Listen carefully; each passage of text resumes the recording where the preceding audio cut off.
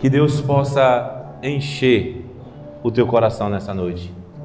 Que aquilo que Deus vai tratar com cada um de nós, você possa sair desse lugar com a tua vida transformada, em nome de Jesus. Que você que nos assiste pelo nosso canal do YouTube possa receber a porção que Deus tem para a tua vida, em nome de Jesus. Se você não é inscrito, se inscreva no nosso canal, compartilhe os nossos vídeos, nos ajude a fazer o nosso canal crescer, em nome de Jesus. Que Deus abençoe a tua vida. Eu convido você a abrir a sua Bíblia no livro de Neemias, capítulo 6. Neemias, capítulo 6, versículo 15. Se você abrir a sua Bíblia no livro dos Salmos e você voltar um pouco, você vai encontrar Jó. Se você voltar um pouco mais, você vai encontrar Esther. E voltando um pouco mais, você encontra Neemias. Neemias capítulo 6, versículo 15, diz assim a palavra do Senhor. O muro ficou pronto no 25º dia de Eliú, e 52 dias depois. Fala conosco, Senhor, que a tua palavra possa produzir em nós vida, em nome de Jesus. Amém. Sente-se no seu lugar, por favor. O muro ficou pronto ficou pronto no 25º dia de Eliú e 52 dias depois do início da construção. Essa é uma história bastante conhecida, a história do profeta Neemias. Mas quem é Neemias? Por que ele estava nesse contexto?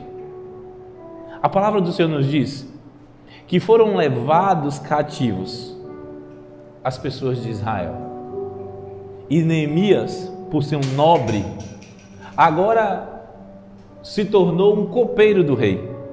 Porque já era de praxe dos reis, quando levava alguém, uma nação, pegava os nobres daquela nação e colocava para servir no palácio. A primeira coisa, a primeira intenção era humilhar aquelas pessoas. Porque na nação dele era um nobre, ele era um nobre. E agora ele ia servir ao rei. Ele ia levar a comida, levar a bebida para o rei. E Neemias era o copeiro do rei. Mas há outro ponto de vista que os reis tinham quando fazia isso. Era porque a nobreza já tinha uma classe e eles queriam alguém que lhe servisse com qualidade. Para no momento em que ele tivesse os seus banquetes, os seus serviçais fosse alguém refinado. E por isso eles tinham essa estratégia. Mas Neemias, e lendo a palavra nós percebemos isso, não era qualquer um ali dentro dessa história. O rei tinha uma certa afinidade, um certo carinho, por assim dizer, por Neemias, ao ponto de perceber em Neemias se ele estava feliz ou não. E é esse enredo de mensagem, de história, que nós vamos meditar nessa noite. Reconstruindo os muros.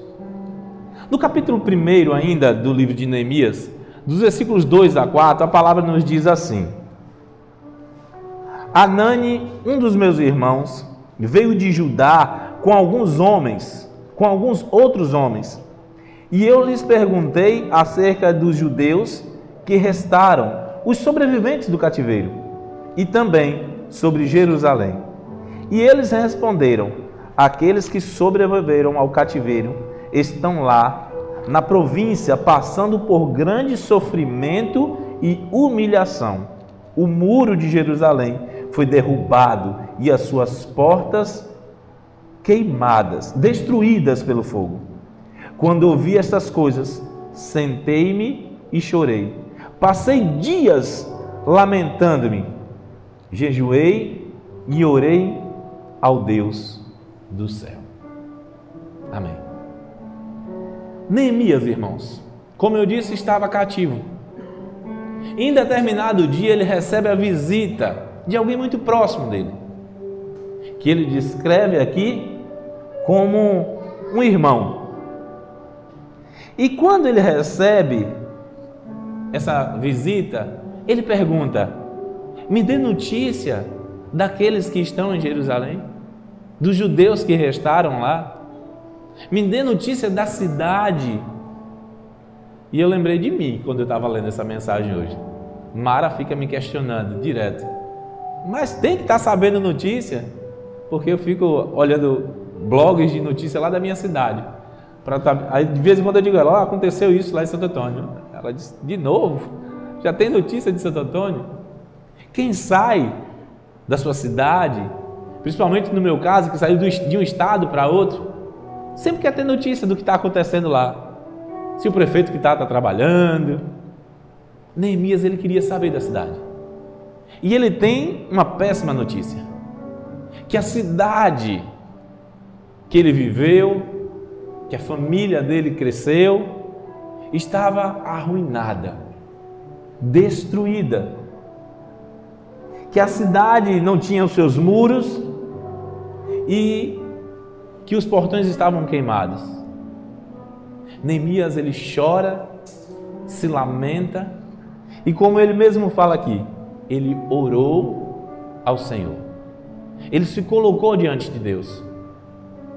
E na oportunidade que ele teve, se você ler essa sequência, você vai ver que no dia em que Neemias vai diante do rei, Neemias está triste. O rei questiona porque ele estava triste. Aquilo que era motivo para a morte, alguém se aproximar do rei com o semblante que Neemias se aproximou. E Neemias conta ao rei, dizendo: rei, meu senhor, como eu posso estar feliz se a cidade dos meus antepassados está arruinada, os muros destruídos, as portas queimadas? Naquele instante, o rei pergunta o que Neemias precisava e permite que Neemias vá até a sua cidade para reconstruir o muro em Jerusalém. A primeira coisa que Neemias faz depois que recebe a autorização do rei é reunir pessoas. Neemias, ele traz algumas pessoas para perto dele para ir naquela caravana que iria até Jerusalém. Quando ele chega em Jerusalém, ele reúne as pessoas que ali estavam e traz para perto dele também. Depois que chegou em Jerusalém, Neemias, ele vai conhecer a situação da cidade. Ele dá uma volta na cidade e vê cada detalhe, o que estava destruído, o que estava precisando ser refeito. Ele vai ter uma noção da real situação que ele iria enfrentar. Depois dessas etapas concluídas, Neemias agora começa a reconstruir o muro em Jerusalém. Mas nesse tempo, irmãos, surge algo que não é diferente dos nossos dias, que são os opositores. A Bíblia nos diz que pessoas começaram a se levantar contra aquela reconstrução. Um dos nomes mais conhecidos, Sambalate, alguém que vivia nas redondezas de Jerusalém e se beneficiava pela vulnerabilidade que a cidade vivia. Aquele homem, ele ganhava com o sofrimento daquele povo. E ele começa a zombar de Neemias e daqueles que estavam reconstruindo os muros. Ele começa a desdenhar, dizendo que não ia conseguir, eles não iriam conseguir. E ele chega a dizer: olha, como essa cidade será reconstruída se as pedras desse muro foram queimadas? Quando uma raposa subir nesse muro, ele vai cair. Não vai dar para refazer essa cidade. Os opositores sempre aparecerão. Mas a Bíblia nos diz que 52 dias depois, o muro de Jerusalém estava de pé de novo. As portas estavam nos seus lugares. A dignidade daquela cidade, daquele povo, voltou. Não como um passe de mágica, mas com esforço coletivo, onde todos se uniram em torno de um propósito: reconstruir o muro de Jerusalém. Dito isso, depois dessa introdução falando de Jerusalém e das coisas que viveu Neemias, o que isso se aplica nas nossas vidas, nos nossos dias? Eu vou voltar um pouco antes dos nossos dias, bastante, e quero tratar de algo dos discípulos em diante. A Bíblia nos diz que a igreja surge ali, começa a crescer. Mas nesse tempo, e eu digo dos dias dos discípulos até o ano de 1500, a igreja, ela veio crescendo, mas sofrendo oposição do diabo. A todo tempo. Satanás, ele sempre tentou destruir a igreja. E se você lê o livro do Apocalipse, ou se você participou da nossa escola bíblica, você vai lembrar do período em que estudamos o Apocalipse, onde cada uma das cartas se refere a um período de tempo. E encontramos ali, da igreja dos apóstolos até os nossos dias. A igreja foi crescendo, e como eu disse, muitas coisas aconteceram ali nesse período, nesses primeiros 1500 anos. A igreja avançou, mas muita coisa entrou na igreja. Muita coisa diferente, muita coisa que não era para estar ali, começou a entrar na igreja. E alguns nomes começaram a se incomodar, assim como Neemias. E lá por volta de 1300 em diante, nomes começam a surgir querendo mudar a situação que a igreja estava vivendo. Mas só em 31 de outubro de 1517, acontece algo que ficou conhecido como a transformação da igreja, que é a Reforma Protestante, por Martinho Lutero, 31 de outubro de 1517. Aquele foi um momento em que a igreja teve uma repaginada. Depois de ter vivido os dias dos discípulos, depois de ter vivido tantas coisas, a igreja precisava de algo novo. E essa virada de mesa aconteceu exatamente quando Martinho Lutero coloca suas 95 teses na porta da catedral. E aí surge a igreja protestante. Somos nós, mais conhecidos hoje como os evangélicos. E agora eu vou dar um salto novamente.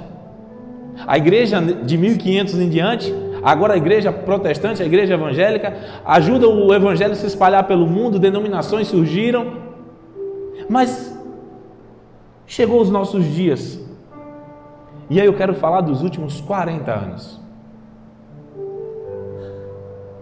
Quando chega a década de 80, a igreja ainda, no nosso país, falando do Brasil, a igreja era ridicularizada. Os mais velhos sabem do que eu estou dizendo. A igreja era considerada, a igreja evangélica, era considerada um lugar de pessoas sem esclarecimento, pessoas sem cultura, pessoas que não tinham conhecimento algum. Eram as pessoas que recebiam a lavagem cerebral dos pastores e que agora fazia tudo o que eles mandavam. O tempo passou, a igreja começou a crescer. Em meio a essas perseguições, essas palavras mais duras, Satanás batendo forte na igreja, a igreja continuava crescendo. Ali pelos anos 90, essa igreja crescendo, tomando um corpo, despertou a visão da política, daqueles que faziam parte da política. E eles se aproximaram da igreja E agora a igreja começou a ser tolerada, porque era uma fatia muito grande de voto que não dava para deixar de desperdiçar. A igreja começa a ser tolerada. E os anos avançam e chegamos nos anos 2000. E a igreja que tinha sido ridicularizada, passou a ser tolerada, agora já começou a ser admirada. As pessoas já começavam a falar bem. Ah, você é daquela igreja? Ah, aquele pastor é muito gente boa. Eu gosto dele. Eu lembro muito lá na minha cidade. O pastor Aniel. Ah, o pastor Aniel da Igreja Batista. Meu Deus do céu. O pastor Eli. Ah, aquele é uma pessoa maravilhosa. Foi professor do meu filho.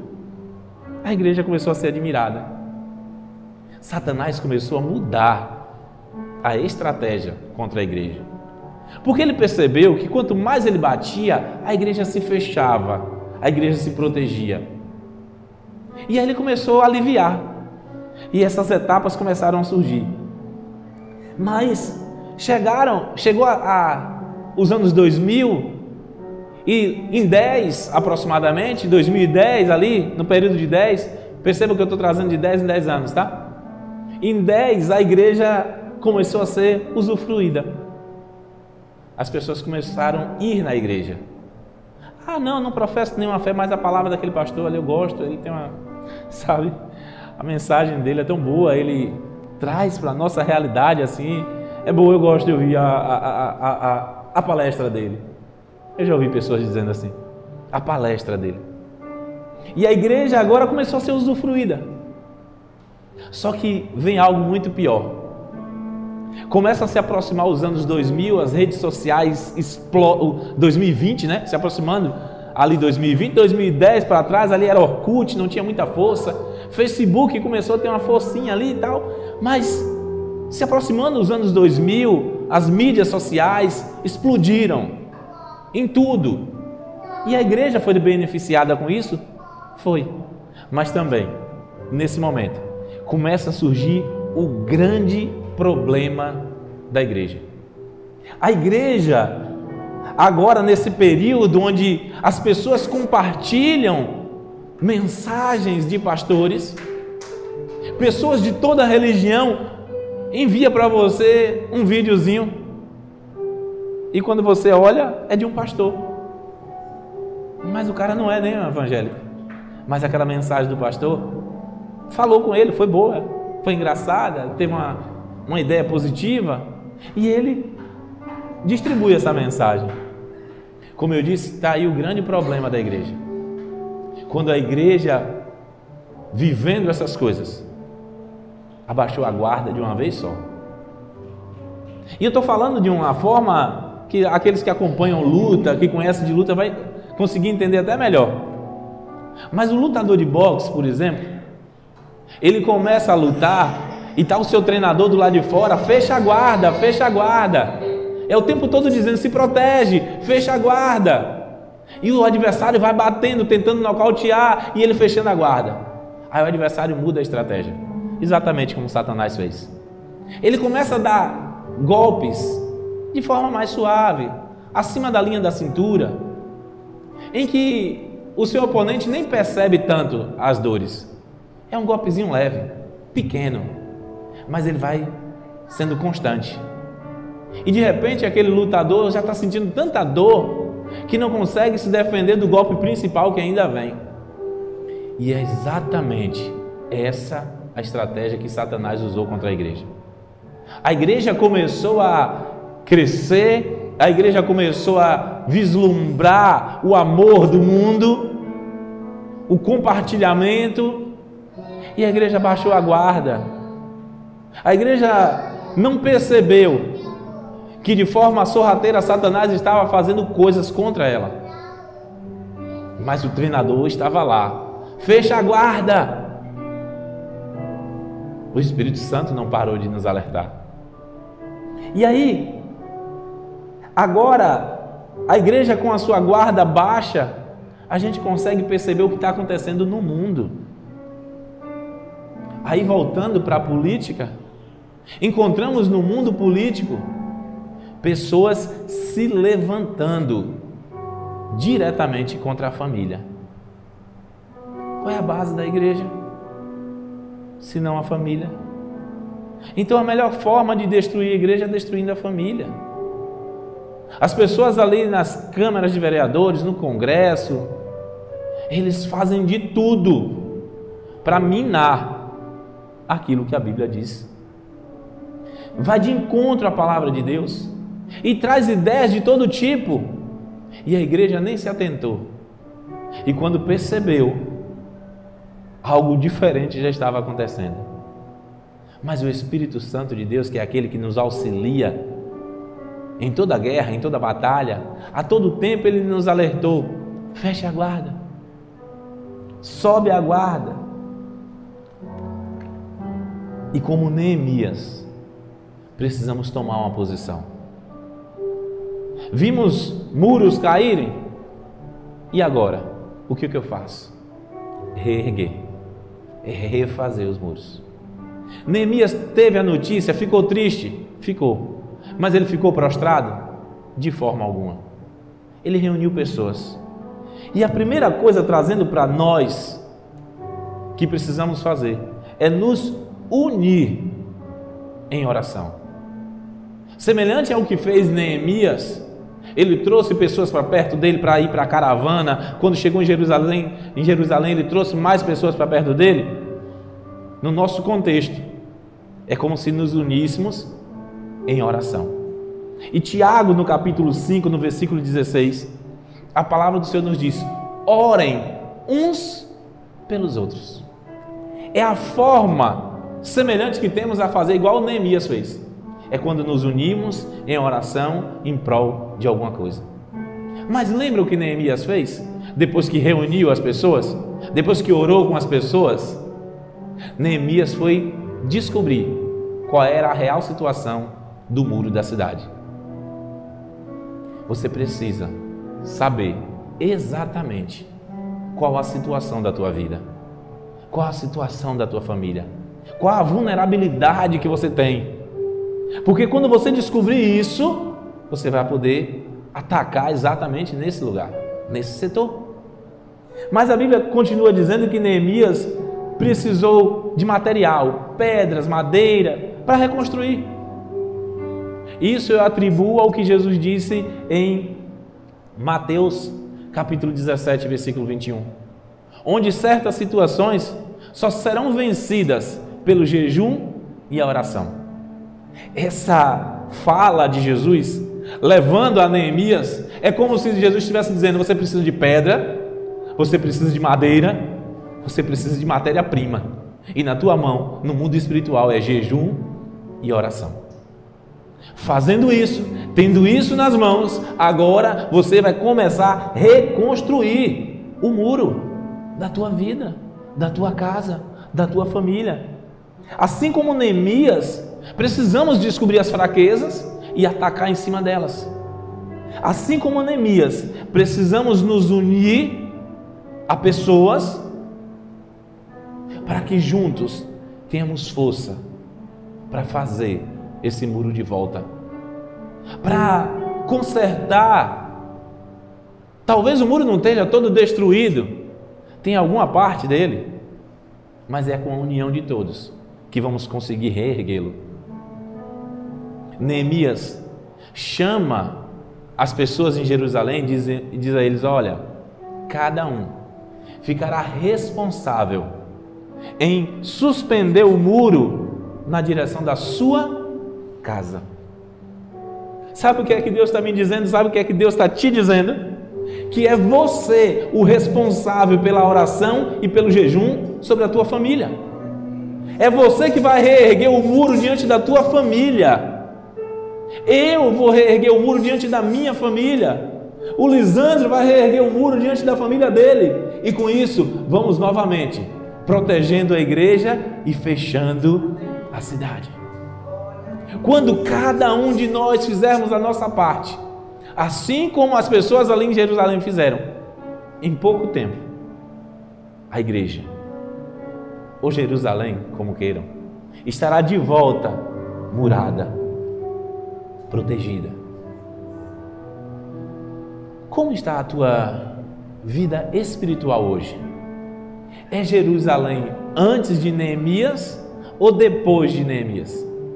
Será que a tua vida espiritual é Jerusalém com os muros destruídos e as portas queimadas? Ou já reconstruída? Ou ainda existe alguns lugares do muro da tua vida espiritual que está precisando ser reerguido? Deus te chama hoje, diante da Santa Ceia, para reerguer o muro da tua vida espiritual. Falamos ontem aqui, na nossa consagração, e os que estavam aqui sabem do que eu estou dizendo. É uma trajetória, toda uma história. Deus quer fazer coisa após a outra. E reerguer o muro não é de uma noite para o dia, não é como um passe de mágica. Foram necessários 52 dias e cada um fazendo a sua parte. Faça você a sua parte. Ore, busque ao Senhor. Se você percebe uma brecha na tua vida espiritual, peça a Deus para te ajudar a fechar naquele lugar. Reerguer o muro naquele lugar. E é na vida sentimental, peça ao Senhor força para você reerguer o muro na tua vida sentimental. Peça ao Senhor para te proteger na saúde e vá reerguendo o muro ao teu redor. E logo a tua vida estará novamente toda protegida, porque você está fazendo a sua parte. Como está a tua vida financeira hoje?